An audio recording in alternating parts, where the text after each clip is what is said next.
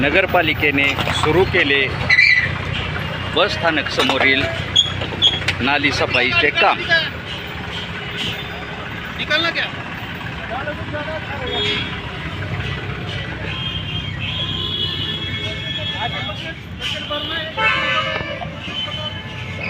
समोर आहे बस स्थानक आणि हा बस स्थानकासमोरील परिसर।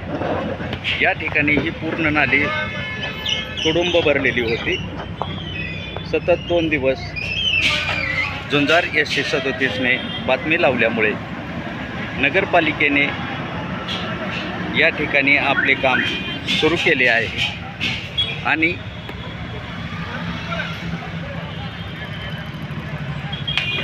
स्वच्छता विभागातील या सफाई कामगाराचे गुत्तेदारामार्फतचे पर्यवेक्षक सागर प्रधान यांना व बांधकाम सभापती अभिजित काकडे यांना आपण हा बातमीचा व्हिडिओ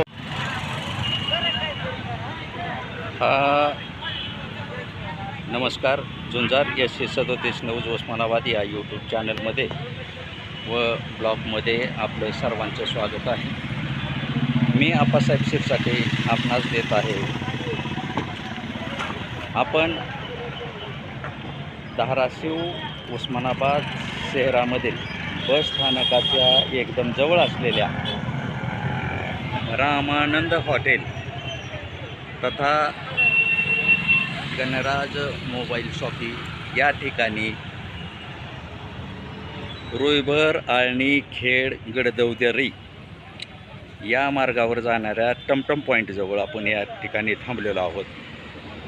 या ठिकाणी 12 महिने हा खड्डा असून या खड्ड्यावर या ठिकाणी नुकताच मुरुम टाकला असल्यामुळे या ठिकाणी पाण्याचा लोट साठलेला आहे। तसेच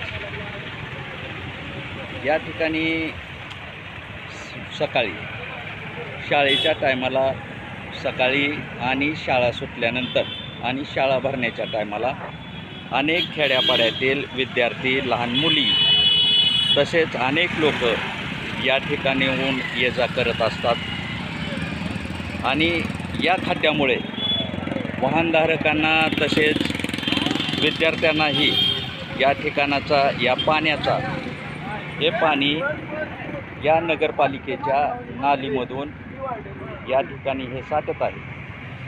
आज पावसाळा नाही म्हणून ठीक आहे, परंतु जर पाऊस पडला तर या ठिकाणी भले मोठे तळे साचून या ठिकाणी बरं होत आहे। हा मुरुम टाकल्यामुळे हे पाणी पुढं पास होत नाही।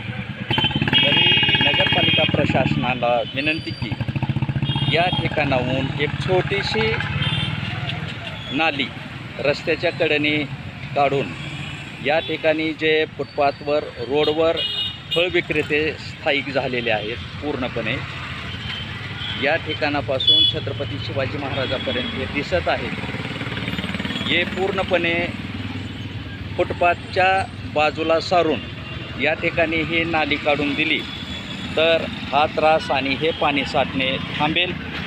तरी नगरपालिका प्रशासनाने या रामानंद हॉटेलपासून ते छत्रपती शिवाजी महाराज पुतळ्यापर्यंत हा छोटीशी नालीची चರಂडी काढून दिली तरी हे पाणी पास होईल आणि हा खड्डा पूर्णपणे कोरडा होईल। तसेच विद्यार्थी, खेड्यापाड्यातून आलेले आबालवृद्ध यांची अडचण कमी होईल।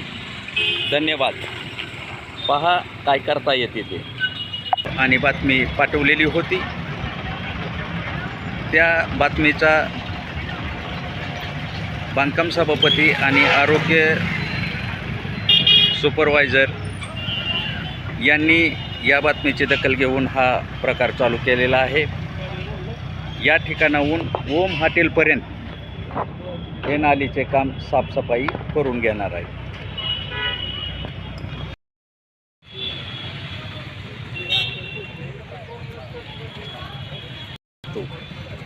नगरपालिकेने आणखीन एक काळजी घेण्याची गरज आहे। या नालीवरील संपूर्ण हे फळ विक्रेत्याची गाडी पाठीमागं सारून ही नाली साफ करता येईल. नुसतं ज्या ठिकाणी उघडा आहे त्या ठिकाणी काढून उपयोग नाही, कारण ह्याच फळ विक्रेत्यांनी राहिलेली सडलेली फळे या नालीमध्ये टाकून ही नाली पूर्णपणे भरलेली आहे. तरी प्रशासनाने हे पूर्ण अतिक्रमण नालीवरील काढून पाठीमागच्या बाजूला हे पूर्ण फळ विक्रेत्याला थांबण्यास सांगून